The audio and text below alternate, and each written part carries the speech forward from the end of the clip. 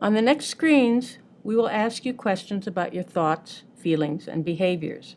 Read each question carefully and answer as well as you can. There is no right or wrong answer, only what is true for you and describes your thoughts, feelings, and behaviors.